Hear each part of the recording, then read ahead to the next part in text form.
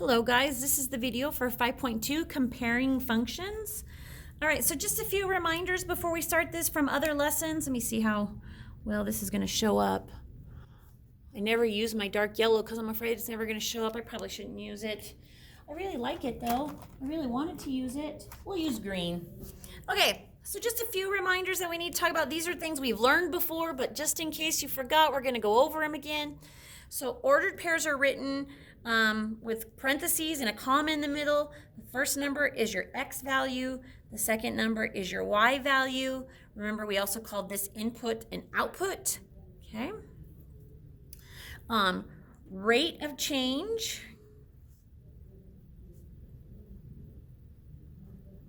And slope mean the same thing. And then use the slope formula to find rates of change or slope. Remember that formula is m equals y minus y over x minus x. That's when you have two ordered pairs, right? And you use that formula. Use the slope-intercept form to compare. So we've talked about what all of these mean, so I'm going to go through it kind of quickly because we have this we also did this, I think, in lesson 4.2. So you could pull up 4.2 and get this exact same thing already.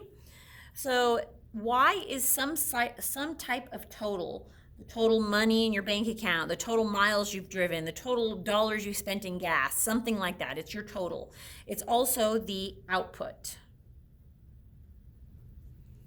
Okay. M is slope or rate of change. Remember, in word problems, this is the one that you're trying to find the key words. Each, every, per, sometimes either a or an, like an hour, something like that, okay? X is the input. It's how often the slope occurs or changes. This one always confuses some of you. In a word problem, it's always the word that follows this keyword over here. So like, for example, if I said $15 per hour, the 15 would be the M and hours would be X. If I had $7 each day, M would be the $7 and X would be the number of days. Okay, if I had 60 miles per hour, I wasn't right, hours. The 60 miles would be M and the hour would be X, how many hours I've driven. Okay, so hopefully that helps a little bit. All right, and then B is the y-intercept. It's where it crosses the y-axis at. We've called it the beginning point or a starting point. We've called it an initial value before. The x value will always be, zero. Why would that be there? The x value will always be 0. I don't know what that's for. That's really weird. I have 0 in my notes. I'm going to have to look that up and see why I have that there. All right. So now what we're going to do is we want to find rate of change or slope and the initial value for the situations below. You guys, we've done this before. It's really easy, okay? Some of them are a little trickier, but it's still easy. All right, so from an equation, this is really easy because it's already in this form, and all we have to do is just look. We don't have any math to do or anything. Oh, I know what that means. The x value will always be 0. When I have an ordered pair, like for example, 0, 7, anytime the x value in an ordered pair is 0, whatever that y value is, that's your starting point. That's why we have that. Okay, back to this. So when I'm looking at an equation, all I have to do is look for the number attached to x. So 3/5, that's my slope.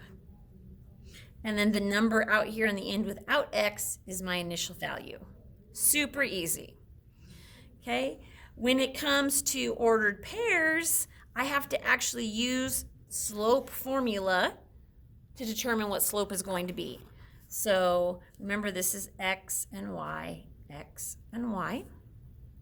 So my slope formula tells me to subtract the y's first. So I'm going to do 3 minus negative 9, and then 2 minus 0. Remember, that's always subtraction there. 3 minus a negative 9, that turns that into a positive, so that becomes 12. And 2 minus 0 is 2. And I always want to simplify. So 12 halves is the same as 6, or 6 over 1. Okay, and then my initial value is where the x value is 0. So here my x value is 0, so my starting point is negative 9. Okay. From a table, if you guys remember, we still need to use slope formula. We just need to pick 2 points this time. So I'm just going to pick the first two. I'm going to pick this point here and this point here. Remember, these are ordered pairs. So like, for example, this is negative 1, 6, and this is the point 0, 4. So when I subtract these, I'm going to do 6 minus 4, and then negative 1 minus 0. 6 minus 4 is 2. Negative 1 minus 0 is negative 1. You could leave it like that, or you could simplify it to a negative 2. Then again, my starting value, or my initial value, is where x equals 0. So x equals 0 there, and the y value associated with it is 4. So that's my initial value. Okay. From a graph, okay, my initial value is just where my line crosses the y-axis. So my line crosses the y-axis right there at y equals 1. So my initial value is 1. Then to find slope, I'm going to find 2 points. So I'm going to use this point here and then my y-intercept. Draw a triangle. Remember, up or down first, then to the right. So this goes down 1, 2, 3. So because it goes down, it's a negative. And then it goes over 1, 2. So negative 3 halves, and that can't be simplified at all. So negative 3 halves is the simplest form of slope. Okay, hopefully that's all review, because we've done all of that before. Okay, so to the next page.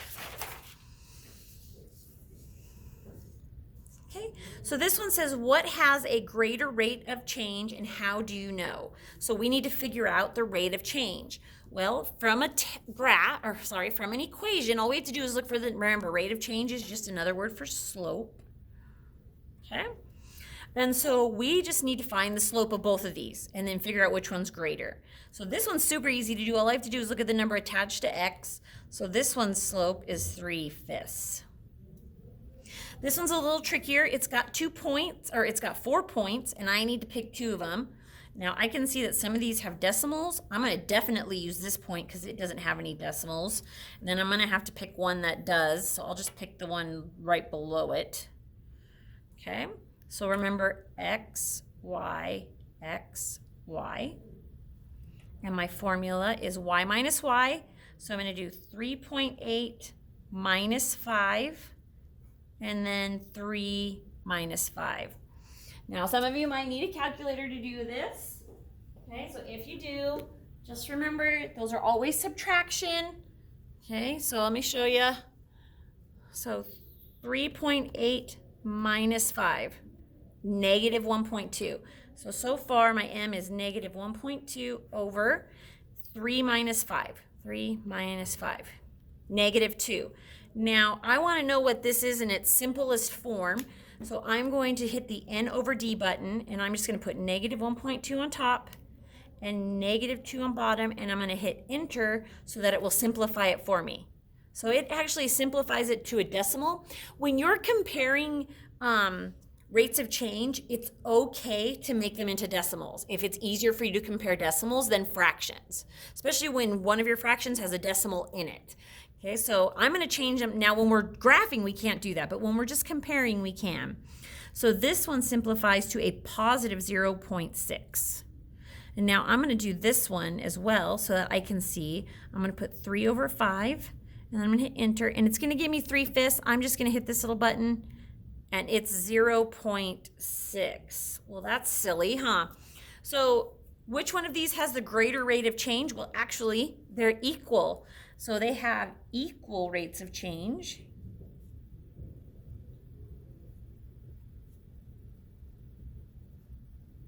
And I mean, how do you know? Well, because we solved it and we figured it out. And so that's how I know. Okay, so 0.6 is equal to 0.6. That's just the best way to explain it right there. Okay, let's talk about number 2 over here, and then you'll do this bottom one on your own. All right, compare the slopes in the equations below and circle which has a greater rate of change. Show all your work. All right, so to figure out the rate of change, remember, it has to be in this form. Okay, it can't just be like this. We've got to solve this one for y first. So back to solving for y. I'm going to write it over here just so I have more room. So negative 9x plus 3y equals 27. So I want to solve this for y, so I need to get rid of what's outside the circle. So I'm going to add 9x, 0 out. I get 3y equals 9x plus 27, because remember I can't combine those together. Then I got to get y alone, so I need to get rid of the 3. Divide by 3, divide by 3, divide by 3. Y equals 9 divided by 3 is 3, and 27 divided by 3 is 9. Okay, so this one's slope or rate of change is 3. Then this one is already in the correct form for us, and this one's rate of change is 0.75.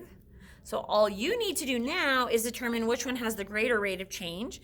Hopefully you can see that it's number 1, and the reason why is because 3 is greater than 0.75.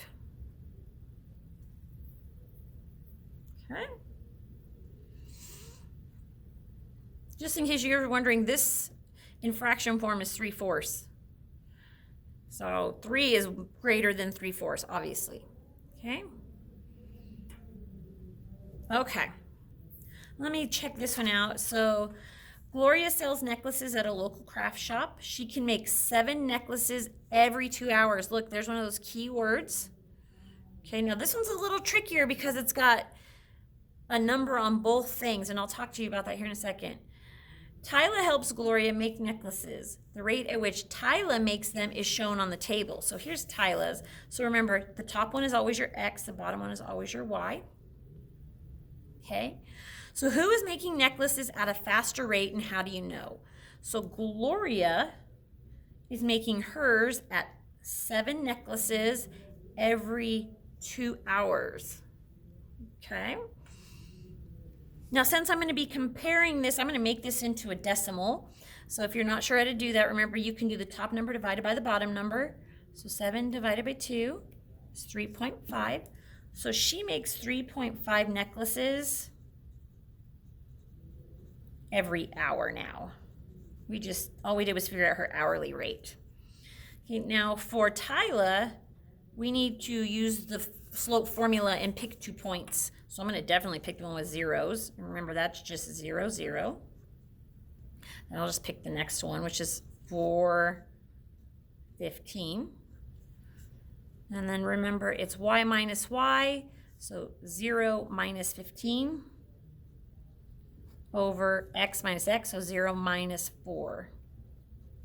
So since I'm just subtracting from 0, I'm going to have negative 15 over negative 4. And you guys are thinking to yourself, how does she make negative necklaces in negative hours? Well, just remember that a negative over a negative actually makes a positive. So when I do this division problem, negative 15 divided by negative 4 will give me positive 3.75 necklaces per hour. So now you need to know who makes more. Well, she makes 3.5 necklaces an hour. She makes 3 3/4 necklaces every hour. So Tyla has a faster rate of change.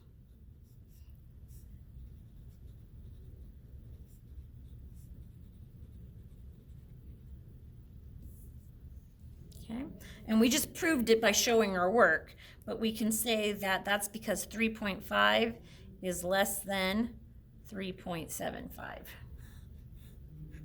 Okay. Last B, after 12 hours, what would be the difference in the number of necklaces each person has made? So now that we've got per hour rates, all we have to do is times those rates by how many hours they're talking about. So for Gloria, we're going to take the 3.5 and we're going to multiply it by 12. And then for Tyla, we're going to take the 3.75 and multiply it by 12. Because this is her per hour rate and this is how many hours. So at the end of 12 hours, Gloria will have made 42 necklaces.